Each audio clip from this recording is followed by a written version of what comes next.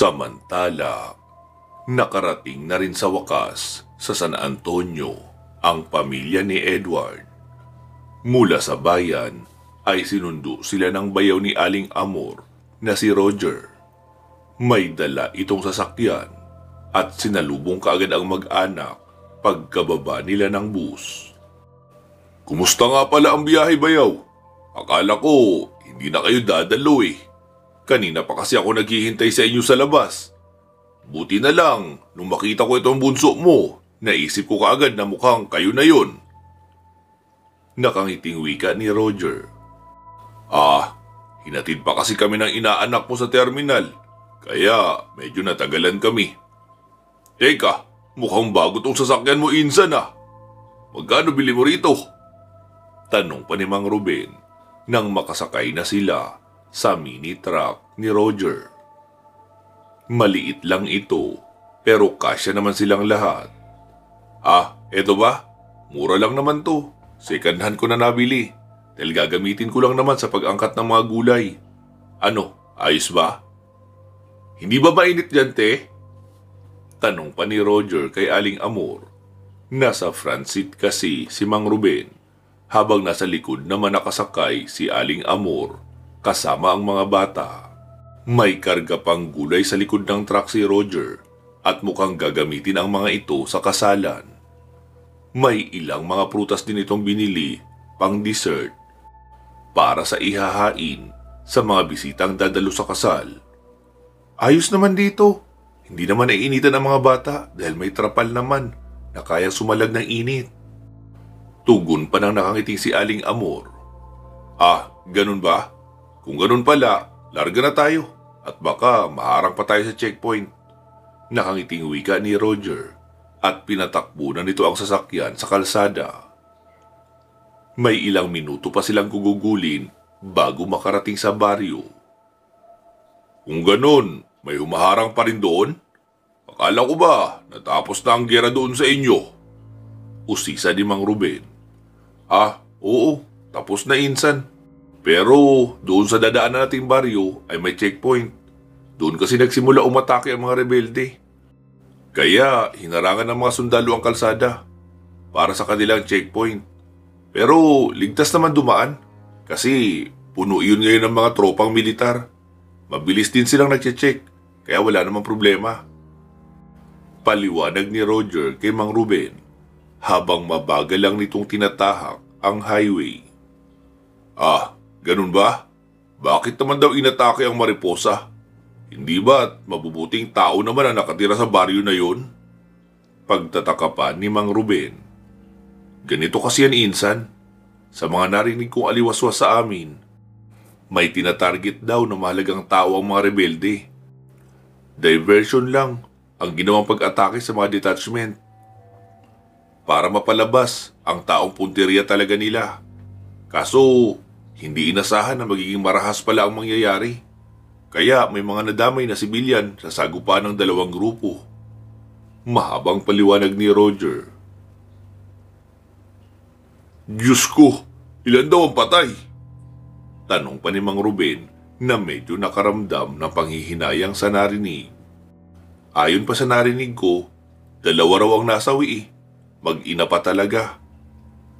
Di lang yun, may mga nasira pang bahay dahil sa matinding bakbakan. Talagang pinagplanuhan ng mga rebelde ang pag-ataking iyon. Kaya lang, nabigo pa rin silang mahuli ang target. May mga nalagas din sa mga rebelde. Pero mas marami talaga ang nasawi sa panig ng gobyerno. Nakakalungkot nga eh. May mga nadamay pang sibilyan sa matinding sagupaan na iyon. Wika pa ni Roger na hindi maiwasang manghinayang din. Nalulungkot ito sa nangyari dahil malapit lamang din sa kanila ang naturang baryo. Pero maswerte silang hindi nadamay sa sagupaan ang lugar nila dahil mas pinili ng mga rebelde na tumakbo sa bundok kaysa tumalilis papunta sa kabilang baryo. Nakakalungkot talaga, no? Sambit pa ni Mang Ruben. Ilang sandali pa ay narating din nila ang checkpoint kung saan ilang metro lamang ang pagitan nito mula sa sitio ng Mariposa. Huminto kaagad si Roger nang patigilin siya ng isang sundalo. Kilala na rin siya nito, kaya nagngitian pa sila. Matapos ma-check ang sasakyan nila, ay pinaalis din sila kaagad ng sundalo upang hindi na bumigat ang traffic sa may hulihan. Tinuro pa ni Roger kay Mang Ruben ang baryo kung saan naganap ang matinding bakbakan ng mga sundalo at rebelde. Mababakas pa sa gitna ng kalsada ang mainit na naging sagupaan ng magkabilang panig. Butas-butas ang mga puno at nasira ang mga pananim sa gilid ng kalsada.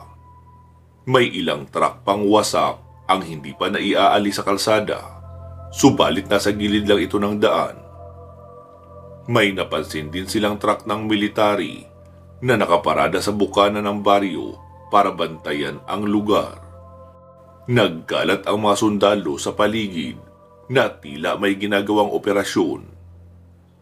Mukhang hindi pa tapos ang giyera dito ah. Ang dami pa rin sundalo. Teka, hindi ba dyan nakatira yung magaling na albularyo? Saan pa ni Mang Ruben? Tama ka, Insan. Dyan nga. Maliit lang ang baryo na yan pero sagana sa tanim. Dyan din nga ako madalas dumayo para mamili ng mga gulay. Mura kasi at sariwa pa.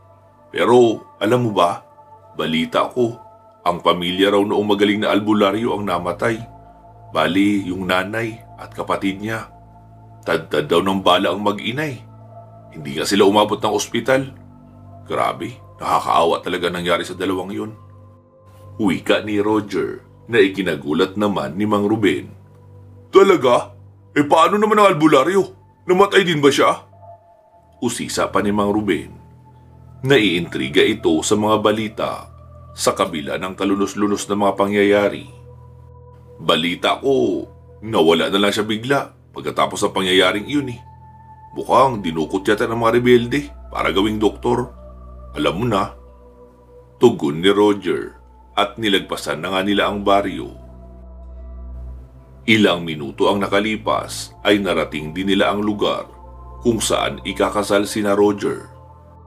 Medyo liblib na ito kaya kakaunti na lang ang makikitang mga bahay sa paligid. Lubak-lubak ang kalsada at maraming puno ang madadaanan. Medyo looban ang baryo at humigit kumulang 100 pamilya lang ang naninirahan rito. Pagkarating sa baryo ay sinalubong sila kaagad ng mga tao. Halos mga magkakamag-anak ito ng mga mapapangasawa ni Roger at karamihan sa mga ito ay matatanda na. Nang makababa ng sasakyan ay pinatuloy sila ni Roger sa tahanan nito. Katamtaman lang ang laki ng bahay ni Roger. Siya ang nagtayo nito mula sa naipon niya sa pagtatrabaho. 2-story ito na concrete. Maganda ang pagkakagawa ng bahay. Hindi naman ito tipikal lang na bahay dahil simple lang ang disenyo nito pero hindi masakit sa mata tignan. Malinis ang sala nito at kumpleto na ang mga gamit. May 2 kwarto sa ibaba habang may 3 pang kwarto sa itaas. Nasa loob na rin ang banyo nito. Matapos maibaba ang mga kagamitan ay pinatuloy ni Roger ang buong mag-anak sa isang kwarto para makapagpahinga sandali. Nag-relax ang mag-anak habang naghahanda si Roger ng kanilang pananghalian. Pinag-usapan sandali ng mag-asawa ang tungkol sa kasal habang naglalaro ang mga bata. Tutol pa nga sila sa kasal, subalit wala na silang magagawa dahil pinala ang desisyon ng mag-asawa na maghiwalay. Mula sa bintana ay sinilip ni Limuel ang mga tao sa ibaba. Napansin niya ang pagdagsa ng mga ito na mukhang kamag-anak lahat ng mapapangasawa ng ninong niya. Nay, dami pong tao. Ano pong gagawin nila dito? Ba't sila nagsipuntahan? Walang muwang na tanong ni Limuel sa ina. Ay nako, huwag mo na silang pansinin. Dadalo lang sa kasal ang mga iyan. Ganyan din ang mangyayari sa iyo paglaki mo. Lahat ng mga kamag-anak mo ay pupunta sa bahay mo para batiin ka at tulungan sa kasal. Paliwanag ng ginang. Ganun po ba? Inasan po ang mga kamag-anak natin ay? Bakit po wala sila rito? Hindi ba sila pupunta sa kasal? Takang tanong ni Limuel. Nagkatinginan tuloy ang mag-asawa. Anak, malayo kasi ang probinsya ng lolo mo. Kaya hindi sila makakadalo. Paliwanag ng ginang. Tumango lang si Limuel at inosenteng pinagmasdan ang mga tao sa bakuran. Nagtutulungan ang mga ito sa pag-aayos ng mga kakailanganin sa kasal. Nagtayo sila ng malaking bulwagan sa bakuran. May mga kawa rin na pumapasok na daladala ng mga kababaihan. Mukhang uunahin nilang ganapin ang piging bago ang kasal na magsisimula na bukas ng hapon. Samantala, sa loob naman ng opisina ng alkalde, hindi mapakali at paikot-ikot lang sa pwesto niya si Mayor Cervantes sa may gilid ng kanyang lamesa habang sinusundan siya ng tingin ng deputy na nakaupo sa may silya. Masama na ang pakiramdam nito noong mga nakaraang araw pa. Pero mas lalo itong lumalala nang mabalitaan niyang hindi pa bumabalik ang Crow Platoon na magliligtas sana sa anak niya. Ayon sa nakarating sa kanilang balita mula sa headquarters ng Philippine Army, ay magdadalawang araw nang walang report ang Special Unit ng Marine na inutusan na sumama sa covert operation ni Colonel Espinas. Wala man lang tawag o ni isang report na natanggap mula sa mga sumama sa operasyon. Hindi sila sigurado kung ano na ang nangyari sa buong team dahil pati ang backup na pinadala ng militar ay hindi na rin makontak. Masyado nang naging magulo ang lahat simula nang maisagawa ang operasyon na iyon at pati ang pinuno ng covert operation ay hindi na rin makontak. Nagdududa na tuloy ang alkalde na baka may masama nang nangyari sa anak niya. Kaya hindi ito mapalagay sa opisina. Umaasa pa naman ito na makakauwi na ang anak niya pagkatapos ng kalahating araw. Pero hanggang ngayon ay naghihintay pa rin sila ng balita kung naging successful ba ang operasyon. Maging ang media ay kinukulit na siya kung may progreso na ba ang mga army na humahawak sa kaso ng anak niya. Pero walang maibigay na komento ang alkalde. Dahil wala din itong alam sa mga nangyayari. Ang Crow Platoon Unit na sana ang pag-asa nila, pero mukhang nahuhulog lang sa wala ang paghihintay. Hindi na tuloy alam ni Mayor Cervantes ang gagawin sa mga naririnig niyang balita sa labas. Marami ang nagsasabing lost command na di umano ang buong team na pinadala para isagip ang kanyang anak. Nabigo ang mga itong iligtas ang hostage dahil sa kakulangan ng impormasyon at paghahanda. Dahil dito, napaisip tuloy si Mayor Cervantes na siya na mismo ang pupunta para sagipin ang anak. Pero pinigilan kaagad siya ng Deputy Mayor. Nasisiraan ka na ba? Kapag pumunta ka mag-isa doon, tiyak, mamamatay ka lang. Alam mo ba kung gaano kadelikado ang lugar na iyon? Mismong pinakamagaling na elite unit ay hindi man lang nagawang makalabas sa gubat na iyon. Tapos maglalakas loob kang pumunta mag-isa? Paano naman ang mga mamamayan na umaasa pa naman sa gabay at tulong mo? Hahayaan mo lang ba silang magutom dahil lamang sa anak mong pariwara? Wika ng Vice Mayor. Napatigil sa paglalakad ang alkalde. Magdahan-dahan ka sa sinasabi mo, Vice. Anak ko ang pinag-uusapan natin dito. Hindi mo alam ang pakaramdam ng mawala ng anak, kaya itiko mo yung bibig mo. Sambit ni Mayor Cervantes na nainsulto sa sinabi ng deputy.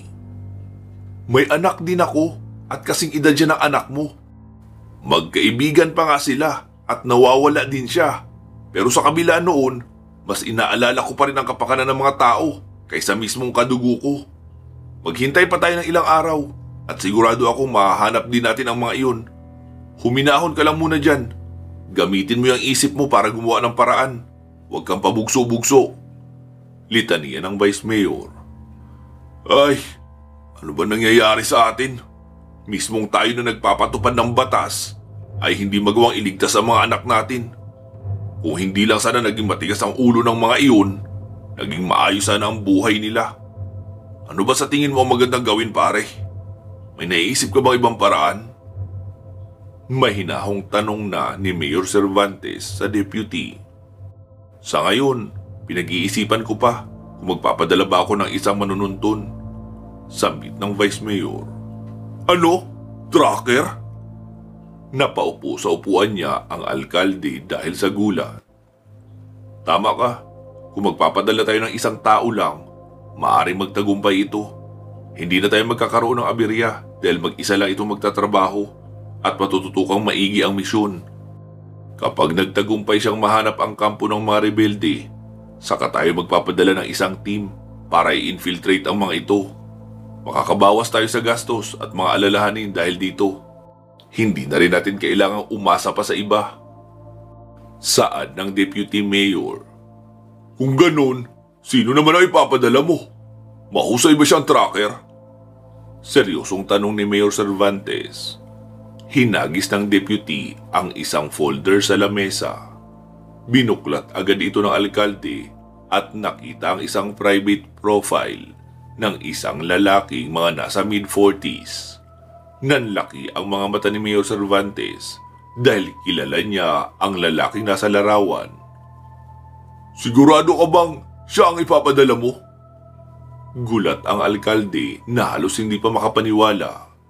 Hindi niya alam kung anong ginawang pangungulit ng Vice Mayor para makumbinsi ang taong ito. Markado kasi ito bilang elite sa mga kasong tinututukan nito at madali lang niyang natatapos ang mga assignment dahil napakarami nitong koneksyon sa mga kilalang notorious at mga pribadong organisasyon. Isa siyang homicide detective, pare. Magaling siyang investigador. Pribado din siyang gumagawa ng operasyon laban sa mga wanted na tao at mga organisadong grupo. Lalo na sa mga sangkot sa pagnanakaw sa bangko, kidnap for ransom at gun for hire. Kaya siya ang kinuha ko. Dahil sinabi rin niya sa akin na matagal niya na tinututukan ang kasong ito simula ng araw na mawala ang anak mo. Sagot ng Vice Mayor. Ganun pa man, hindi pa rin kumbinsido si Mayor Cervantes na mapagkakatiwalaan nila ang lalaking iyon. Sigurado ka bang maaasahan natin siya, pare? Baka naman may ibang hilingin ang taong ito kaya mabilis lang sinunggaban ang assignment niya. Saad ng Mayor. Ano ka ba, pare? Wala na tayong pakialam dun kung ano man ang motibo niya. Ang mahalaga sa atin ay makahanap tayo ng mahusay na manununtun na tututok sa kaso. Dating gawi. Busala natin ng maraming pera. Tiyak, hindi na mag-iingayan pagkatapos ng kaso. Tugon ng deputy. Okay. Sige. Ikaw ang bahala, ha. Basta, siguraduhin mo lang na hindi papalpak to. Dahil hindi ko na alam ang gagawin ko pag may nangyaring masama sa anak ko. Ang dami kong pagkukulang sa kanya at gusto kong makabawi man lang bago ako magretiro. Napasambunot sa buhok ang alkalde dahil sa labis na pangungulila sa anak na nakidnap. Kahit nakaharap pa ang padrino, ay hindi niya pa rin mapigilang maging emosyonal. Nauunawaan naman ito ng Deputy Mayor dahil tulad nito ay nangungulila din siya. Ngunit nananatili pa rin siyang matatag dahil naniniwala itong buhay pa ang kanilang mga anak at makakauwi sila ng ligtas. Samantala, sa bahagi naman ng kabundukan, nakapasok na rin sina Lieutenant Perez sa kuweba kung saan patuloy nila sinusundan ang rebelde sa makipot na daan na tinatahak nito. Madilim ang paligid ng kuweba nang makapasok sila at wala silang nakikitang kahina-hinalang mga bagay. Napakatahimik ng buong paligid na parang nasa loob lang sila ng isang sementeryo. Hindi tuloy mapigilang magduda ng tenyente dahil ilang minuto na silang naglalakad pero wala pa silang nakikita na kahit ano. Ni Pasilyo ay wala silang matagpuan. Tila umiikot lang sila ng walang patutunguhan. Pakiramdam tuloy nila ay nililigaw lang sila ng rebelde. Mukhang balak silang ikulong dito kapag nalingat silang dalawa. Hindi na nakatiis pa si Lieutenant Perez at kinasa ang baril. Saka itinutok sa likod ni Pepeng Tambak. Napahinto naman ang lalaki. "Pinaglalaroan mo lang ba kami?" tanong ni Lieutenant Perez. "Wala akong ginagawang ganun." Mahinahong sagot ni Pepeng Tambak habang nakatalikod ito kina Lieutenant Perez. "Kung ganun, bakit paikot-ikot lang tayo? Balak mo ba kaming ikulong dito, ha?" Saad ni Teniente. "Inuulit ko, wala akong intensyon na ganun." Tugon ni Pepeng Tambak. 2 di pa lamang ang distansya niya sa mga sundalo. Sa sitwasyong ito ay maaari siyang pumalag, pero naisip niya ang bili ni Commander Jaguar na manatiling kalmado sa lahat ng oras dahil posibleng mapurnada ang plano nila kapag hindi siya nag-ingat. Dahan-dahan siyang humarap sa 2 sundalong tinututukan pa rin siya ng baril. Seryoso ang mga ito at matalim ang titig sa kanya. Mukhang hinihintay lang na magkamali siya. Kung susubukan naman niya lumaban, ay posible nitong mapukaw ang atensyon ng mga rebelding aswang na nagpapahinga lang sa paligid. Nagtaas na lang siya ng kamay para ipakita sa dalawa na hindi siya lalaban. "Ibaba mo na ang baril mo, makapagal," utos ni Lieutenant Perez. "Pero Teniente," nagdadalawang isip pa ang sundalo. "Ramdam ko naman na hindi siya gagawa ng mali, kaya ibaba mo na." Wika muli ni Lieutenant Perez na nauna nang naibaba ang baril niya bago ang tauhan. Dahan-dahang nagbaba ng baril si Corporal Macapagal habang nananatili na nakataas ang kamay ng rebelde. Napabuntong hininga si Lieutenant Perez. "Duda ako sa mga kilos mo kanina pa, pero napansin kong diretso lang ang tingin mo at hindi nag-aalangan, kaya napagtanto kong maaring mali ako ng hinala sa'yo. Ipaliwanag mo, bakit ka bumubulong?" Usisa ni Lieutenant Perez na napansin din ang bulong na ginagawa ng rebelde habang naglalakad sila sa walang hanggang daan. Dito na nagbaba ng kamay si Pepeng Tambak at kinros sa katawan niya. "Mahirap man, pero intindihin niyo pa rin. Tinataboy ko kasi ang amoy natin." Seryosong sabi pa ni Pepeng Tambak. "At bakit mo naman ginagawa ito?" tanong ng Teniente. "Dahil mga aswang ang nandito, maaamoy nila kayo sa oras na pumasok kayo sa kuwebang ito." Tugon muli ng rebelde. "Ano? Ganun ba?" Gulat ang 2 sundalo. "Magmadali na tayo bago pa kumalat ang mga amoy nyo rito. Huwag kayong gagawa ng ingay hanggat maaari. Baka magising sila. Iwasan nyo rin magpaputok kahit na may makita kayong aswang. Pwede itong makaagaw ng pansin sa iba pa. Sumunod lang kayo sa akin." Maotoridad na utos pa ni Pepeng Tambak sa 2 at nagsimula ng maglakad. "Teka sir, sigurado ka bang susundan pa rin natin siya?" Pigil naman ang korporal kay Lieutenant Perez na medyo alanganin pa rin. "Siya na lang ang susi natin para makita ang iba. Susugal na tayo, kahit konti pa lang ang tiwala ko sa kanya. Basta, alisto ka lang din at huwag kang magpapaputok hanggat hindi kinakailangan. Makinig muna tayo sa utos niya." Wika ni Lieutenant Perez at sinundan na rin niya si Pepeng Tambak na lumayo na sa kanila. Wala tuloy nagawa ang tauhan kundi sumunod na rin. Tumakbo na ito papunta sa Teniente. Lingid sa kanilang kaalaman, kanina pa nagmamatsyag ang isang pares ng mga mata sa di kalayuan.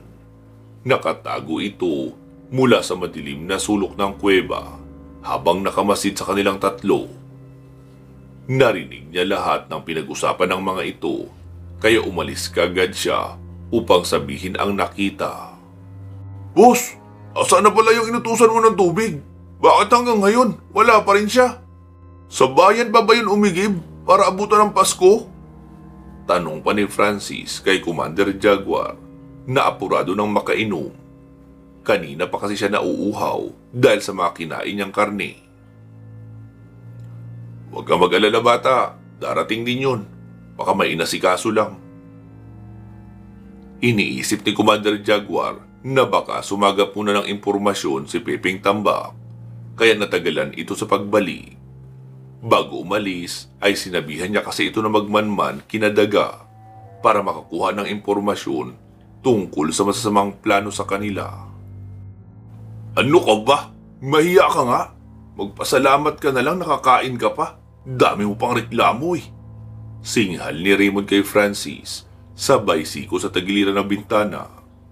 Uhaw na ako eh. Katwira naman ni Francis. Di lulukin mo na lang muna yung laway mo. Magtiis ka nga muna hanggat di pa siya dumarating.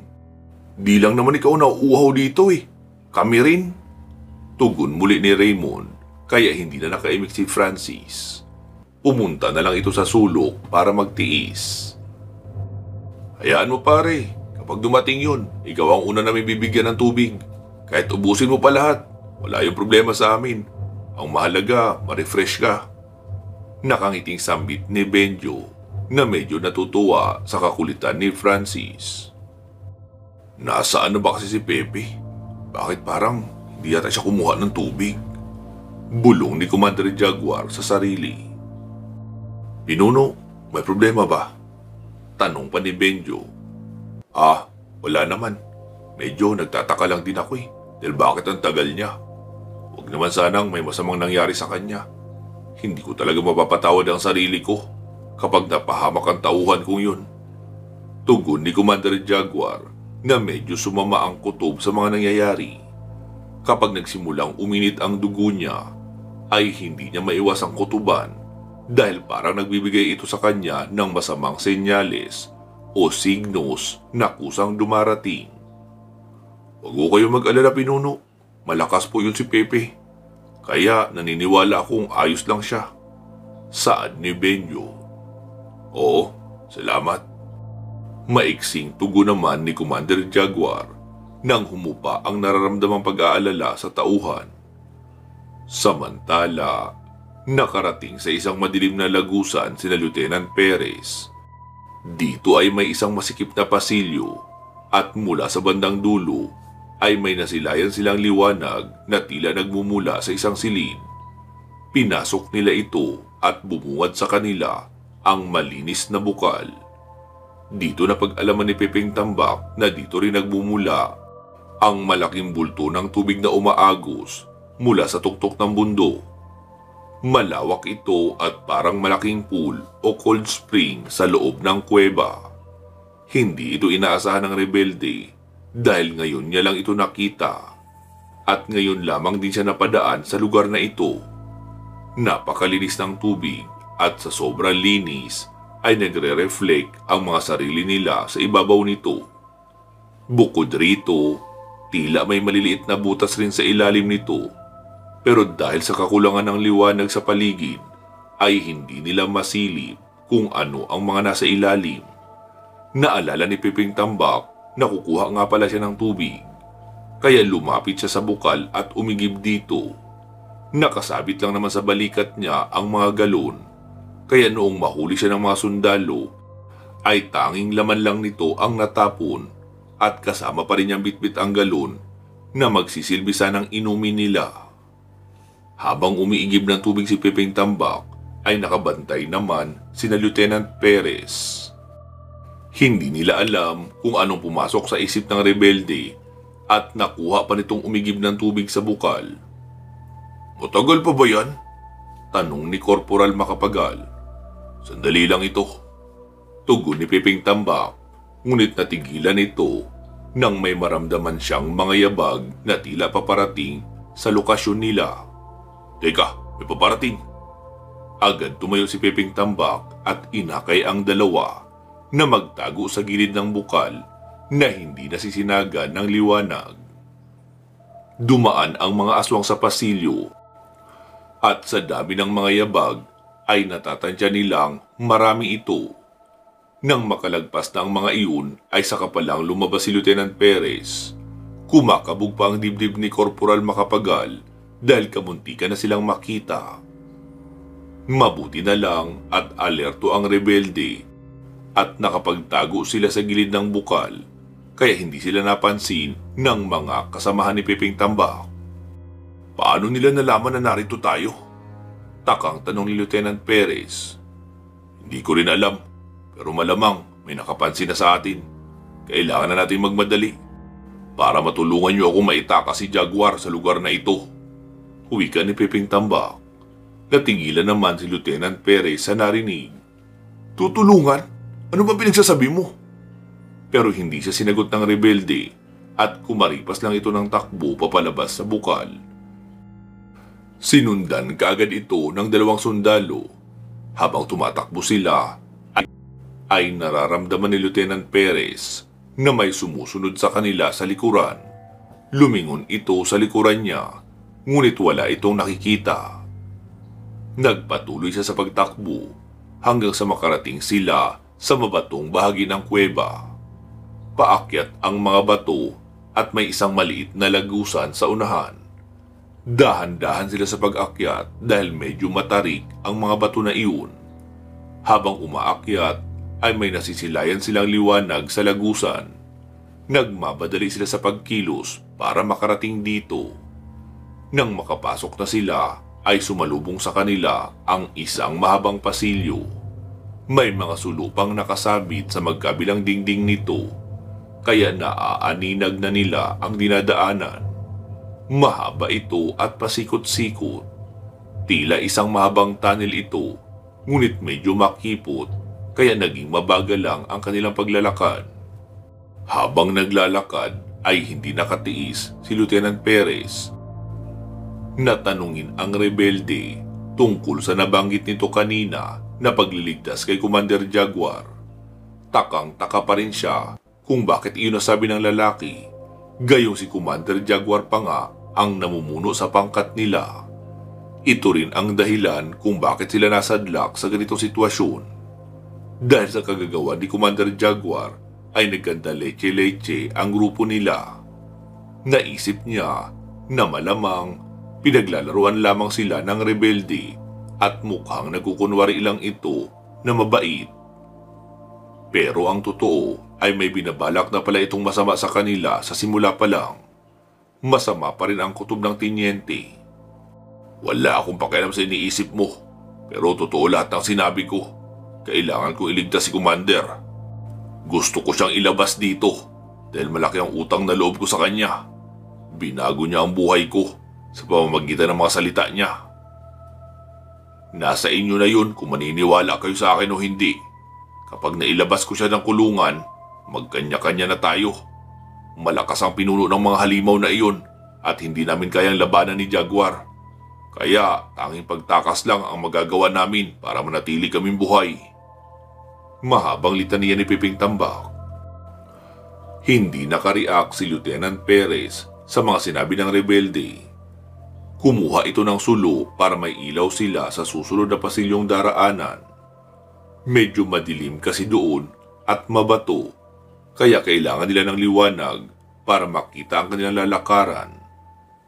Pero napahinto si Piping Tambak nang kumasa ang baril ni Lieutenant Perez at itinutok sa kanya.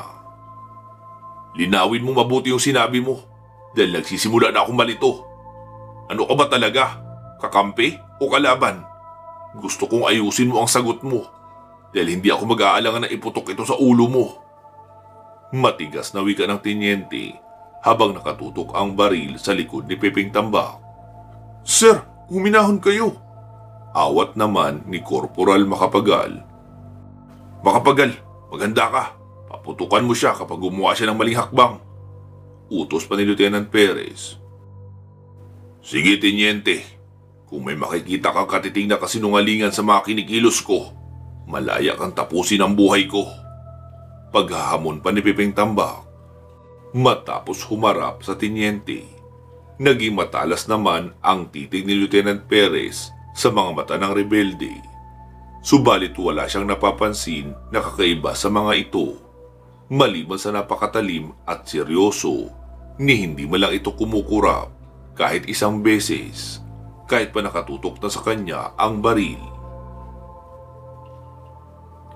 Pues, sabihin mo sa akin ang totoo. Sino itong maestrong tinutukoy ng mga kasamahan mo? At bakit nakakulong si Jaguar? May nagawa ba siyang pagkakamali? Seryosong tanong ni Lieutenant Perez bago ibinaba ang baril. Inutusan niya si Corporal Macapagal na ibaba na rin ang armas nito. Ang totoo, hindi namin siya kilala. Basta na lang siya sumulpot sa kung saan at sinabing sasakupin niya ang buong mundo at gagawa siya ng panibago nito. Kaya siya gumagawa ng mga sundalong halimaw na malamang ay nakita niyo na rin sa labas. Hindi ko alam ang layunin niya. Pero namimiligro ang mundo kapag nagsimula na silang kumilos para sakupin ito. Gusto niyang kuning alagad si Commander Jaguar para mamuno sa malaking hukbong itatayo niya. Kaya nga gusto ko siyang itakas dito. Yun lang ang nararapat na gawin ko para mapigilan siya sa balak niya. Salaysay ng rebelde. Mga halimaw? Yung mga aswang na nakita namin sa labas ay mga hukbo niya? Pero paano niya nagawang aswang ang mga kasamahan namin? Gulat na gulat ang dalawa sa natuklasan. Hindi nila akalaing makakagawa ng isang hukbong mga aswang ang taong nasa likod nito. Hindi ko rin alam, pero lubhang makapangyarihan ang matandang iyon. Sa isang iglap lang ay nagawa niyang bigyan ng sumpa ang mga kasama ko. Masyado siyang malakas at matalino. Hindi namin alam kung saan siya nanggaling o kung tao pa ba siya. Mahabang paliwanag ni Piping Tambak. Naliwanagan naman ng bahagya si Lieutenant Perez. Subalit ang hindi niya lang maintindihan ay kung bakit ito ginagawa noong matanda. May galit ba ito sa mga tao o gusto niya lang talagang maghasik ng lagim dahil natutuwa siyang makitang naghihirap ang bawat nilalang sa mundo. Nagsimula ulit kumilos si Piping Tambak nang hindi makaimik ang mga sundalo sa mga ipinagtapat niya. Teka sandali! Napahinto naman ang rebelde. Pero hindi ito lumingon kay Lieutenant Perez na natili itong tahimik. Tutulungan mo rin ba kami na maitakas sa mga kasama namin? Tanong ni Lieutenant Perez. Matagal na hindi nakasagot ang rebelde. Hindi niya alam kung paano sasabihin. Gusto natin ng kapayapaan, di ba? E di magtulungan tayo. Saad ng tinyente at bahagyang napatango din ang korporal. Hindi ko may papangako yan. Wala sa kamay ko ang pagdidesisyon. Pero, sige, tutulungan ko kayong itakas ang mga bihag ng mga kasamahan nyo. Pangako ni Piping Tambak sa dalawa. Sige, gawin natin to. Sagot ni Lieutenant Perez at kumilos na silang tatlo. Tumakbo sila ng mabilis sa mahabang pasilyo hanggang sa makarating sa madilim na bahagi. Mula dito ay biglang may napansin si Piping Tambak. Isang anino ang sumusunod sa kanila sa likuran. Naramdaman din ito ni Lieutenant Perez pero hindi niya lang ito sinabi sa kanila. May dagang sumusunod sa atin. Mga 50 metro. Magmadali kayo. Kailangan natin makarating agad sa piitan. Uwi ka ni Piping Tambak habang nasa unahan ito ng mga sundalo. Siya ang nagsisilbing mata ng dalawa sa pagsuyod sa madilim at makipot na pasilyong kanilang tinatahak. Oo, alam ko, pero mag-isa lang siya. Sambit naman ni Lieutenant Perez na nasa huli naman ang dalawa. Eh kung ganun, bakit hindi natin labanan? Mag-isa lang pala eh. 3 tayo. Pagtulungan na lang natin. Saad naman ni Corporal Macapagal na biglang lumakas ang kumpiyansa dahil mag-isa lamang daw ang makakalaban nila. Diyan ka nagkakamali. Higit pa sa 10 tao ang lakas niya. Hindi mo siya kaya. Kailangan mo ng tangke bago mo siya mapatumba. Litania naman ni Piping Tambak. Talaga? Sigurado ka ba dyan? Gulat si Corporal Macapagal. Diba? Sinabi niyo nakasagupan niyo ang mga kasamahan niyo na naging mga halimaw. Kaya mas malakas pa siya kumpara sa mga iyon. Mahihirapan kayong pabagsakin siya kung baril lang ang gamit niyo. Pagtatawanan niya lang kayo. Maging ako man ay hindi makakatulong sa inyo pag nilabanan niyo siya. Tura ni Piping Tambak na ipinagtaka naman ng 2 sundalo. Ano bang sinasabi mo? Kauri mo siya, di ba? Pero hindi mo siya kayang labanan? Nagpapatawa ka ba? Ang laki-laki nga ng katawan mo eh. Saan naman ni Corporal Macapagal? Dahil hindi pa perpekto ang pagiging halimaw ko. Bigla-bigla lang itong susumpong sa hindi inaasahang pagkakataon. Pero ang isang yun ay kaya niya nang kontrolin ang pagiging halimaw niya kahit kailan niya gusto. Madali lang sabihin ang mga bagay na ito dahil hindi mismo kayo ang nakasaksi at nakaranas ng mga ganung bagay. Pero sinasabi ko sa inyo, mas mabuting tumakas na lang kayo kaysa sa harapin ng isang halimaw na katulad nila. Tura ng rebelde. Kita sa mukha nito na seryosong seryoso sa mga sinasabi. Walang halong biro ang mga ipinagtatapat niya sa sundalo na ikinatakot naman ni Corporal Macapagal. Samantalang kalmado lang si Teniente Perez na nag-iisip ng paraan kung papaano makakalusot sa problemang ito. Patuloy pa rin sa pagbuntot sa kanila ang aswang. Hindi ito tumitigil. Hindi ito nawawala sa likuran nila na parang aninong nakadikit sa kanilang katawan. Nagbigay ng suhestyon si Corporal Macapagal na paputukan na lang nila ito pero hindi sumang-ayon si Lieutenant Perez. Makakapukaw lang ang putok na gagawin nila sa mga kasamahan na aswang kahit pa naka-silencer sila dahil malakas ang sound waves ng kuweba. Mas lalong magiging delikado lang ang sitwasyon nila kung gagawin nila iyon. Anong gagawin natin, sir? Mukhang maaabutan niya tayo eh. Kailangan natin gumawa ng paraan. Wika ni Corporal Macapagal na natataranta na dahil sa sobrang takot. Uminahon ka lang, Macapagal. Maililigaw din natin siya. Kailangan mo lang magpakatatag kung gusto mo pang mabuhay ng matagal. Kailangan natin sumunod sa plano ng rebelding yan. Sambit ni Lieutenant Perez. Paano naman natin siya maililigaw? Teritoryo nga nila ito. Baka nga tayo pa ang mawala. Kanina pa tayo tumatakbo eh, pero wala pa rin tayo nakikita. Ni walang bakas na may tao bang nakakulong dito. Hanggang kailan ba natin ito gagawin, sir? Napapagod na ako eh. Nangangalay na rin pati mga binti ko. Pagrereklamo pa ni Corporal Macapagal. Tumigil ka nga sa pag-iinarte mo dyan, Macapagal. Hindi ka nakakatulong eh. Mas lalo mo lang ginugulo ang isip ko. Kapag ako talaga nainis, iiwanan kita dito. Bahala ka na. Banta ni Lieutenant Perez at hindi nakakibo ang tauhan. Nandito na tayo. Tumigil bigla sa pagtakbo si Pepeng Tambak nang makarating sila sa dulo ng pasilyo. Isang malawak na bahagi ng kuweba ang bumungad sa kanila. Nasa mataas na bahagi sila at ang taas na kinalalagyan nila ay nasa humigit kumulang 15 feet. Mula sa ibaba ay matatanaw ang piitan kung saan nakakulong ang mga bihag. Maraming sulong nakasabit sa buong paligid, kaya nasilayan nila ang mga selda sa ibaba. Subalit hindi nga lang nila maaninag kung nandoon ang mga kasamahan nila dahil bahagyang natatakpan ng mga bato ang mga selda. May hagdan sa gilid ni Pepeng Tambak. Ginamit niya ito para bumaba. Nagdahan-dahan sila sa pagbaba dahil medyo matarik ang mga batong binababaan nila. Mag-iingat kayo sa pagtapak dahil hindi yan gaya ng sa syudad na simentado. Patay kaagad kayo pag nagkamali kayo ng tinapakan. Bilin pa ni Pepeng Tambak sa kanila. Nag-ingat naman ang dalawa sa pagtapak sa mga bato. Sinusundan lang nila kung saan tumatapak ang rebelde. Ngunit habang nasa kalagitnaan sila ng pagbaba, ay biglang na-slide ang isang paa ni Corporal Macapagal.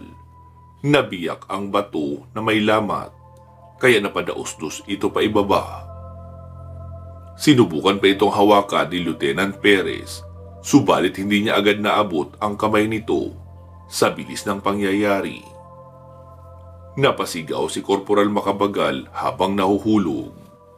Isang kamay ang biglang humawak sa braso ng sundalo. Nagulat si Lieutenant Perez dahil tinulungan ng rebelde si Corporal Macapagal. Maging ito ay hindi rin makapaniwala na tinulungan siya ng rebeldeng kasama nila. Dahan-dahan siyang iniangat ng malaking lalaki papunta sa tabi nito. Napasandal kaagad si Corporal Macapagal sa gilid ng pader nang masigurong ligtas na siya. Dito pa lang siya nakahinga ng maluwag. Akala niya ay mamamatay na siya sa oras na iyon. Tinanong siya ng rebelde kung ayos lang ba siya. Pero nahihiyang sumagot si Corporal Macapagal. Tinignan na lang niya si Lieutenant Perez na napabuntong hininga na lamang dahil sa matinding kaba. Inakala niya ding mahuhulog na ang tauhan niya. Kaso dahil sa tulong ng rebelde ay hindi ito napahamak. Malaking pasasalamat nila sa rebelde. Magpatuloy na tayo. Wika ni Piping Tambak sa dalawa na hindi malang nakareact sa ginawa niya. Bumaba na siya habang inaakay patayo ni Lieutenant Perez ang tauhan niya. Sandali, teka lang. Narinig niyo ba yun? Sambit bigla ni Raymond nang putulin niya saglit ang pagkikwentuhan nila matapos marinig ang sigaw ng isang lalaki. Kasalukuyan silang nakaupo sa kanilang mga selda habang nag-uusap. Napatayo si Raymond at tinignan ang buong paligid. Ang alin? Wala naman ako narinig ani Francis. Hindi, may sumigaw na lalaki. Narinig ko din yun. Pagsang-ayon naman ni Benjo kay Raymond at napatayo na din ito agad. Ha? Seryoso talaga kayo? Wala naman akong narinig Baka guni-guni niya lang yun. Tara, tuloy na natin yung pinag-uusapan natin. Teka, nasaan na ba tayo? Saad ni Francis na tila walang pakialam sa nangyayari sa paligid niya. Tumayo na rin si Sergeant Castro dahil hindi rin nakaligtas sa matalas niyang pandinig ang malakas na sigaw ng lalaki. Pero parang pamilyar sa kanya ang boses nito. Inisip niya kung kanino galing iyon, pero sumakit bigla ang ulo niya dahil hirap siyang makaalala. Maya-maya pa ay napabaling silang lahat kay Commander Jaguar nang magsalita ito. Nariyan na sila. Sambit ng lalaki nang maramdaman niya ang presensya ng mga ito na papalapit sa selda nila. Sinong sila? Tanong naman ni Sergeant Castro. Maya-maya ay biglang sumulpot si Piping Tambak mula sa madilim na bahagi ng batuhan. Dala ang mga galon na may tubig. Natuwa sila na makita ito. Lumapit ang rebelde at iniabot ang mga galon sa kanila. Hinarap ni Piping Tambak si Commander Jaguar matapos may pamigay ang mga tubig na naigib. Anong nangyari, Pepe? Commander, may mga kasama ako. Sagot ng rebelde. Nagulat ang mga nakakulong nang magpakita sina Lieutenant Perez at Corporal Macapagal. Halos walang mapaglagyan ng saya si Sergeant Castro dahil hindi niya inaasahan na may mabubuhay pa sa mga kasamahan niya matapos ang malagim na pangyayari kahapon sa kagubatan. Pambihira, Buk! Buti buhay ka pa! Wika ni Sergeant Castro. Anong akala mo? Ganun-ganun lang ako kadali patayin? May sa pusa kaya to? Sabay tawa naman ni Corporal Macapagal. Hinaan nyo lang ang boses nyo. Baka marinig nila kayo. Saway naman ni Colonel Espinas na tahimik lang habang nasa sulok ito. Nilapitan ito ni Teniente Perez. Sir, kumusta ang lagay nyo? Tanong ng Teniente. Hindi pa rin maganda. Maikling sagot naman ng opisyal. Sinuri ito sandali ni Lieutenant Perez at dito niya napag-alaman na may injury ito. Namamaga pa rin ang Achilles nito dahil sa pagkadislocate ng buto. Napabuga ng hangin si Lieutenant Perez at lumapit sa pinto. Chinek niya ang padlock nito. May susi ka ba riyan? Tanong niya kay Piping Tambak na nasa harapan lang ng selda ni Commander Jaguar. Wala akong dalang susi. Bit-bit yun lagi ng mga gwardya. Ang magagawa lang natin ay sirain na lang yan. Tugon ng rebelde. Dahil dito, hinanda ni Lieutenant Perez ang baril niya para sirain ang kandado ng pinto. Sinenyasan niya si Corporal Macapagal na tulungan siyang gawin ito. Alright, mga bata, umatas muna kayo. Wika pa ng Teniente. Nagsiatrasa naman sina Francis papunta sa may sulo. Isa-isang nawasak ang mga padlock ng pinto nang paghahampasin ito ng 2 sundalo gamit ang mga baril nila. Nilabas nila kaagad ang mga bihag, subalit isang pangyayari ang hindi nila inaasahan nang biglang dumating si Apong Lizardo kasama ang mga alagad nito. Nagitla sina Commander Jaguar sa kanilang nakita. Pansamantala po muna natin puputulin dito itong ating kwento. Magsama-sama po tayong muli sa part 28. Mag-iingat po kayo palagi at hanggang sa muli.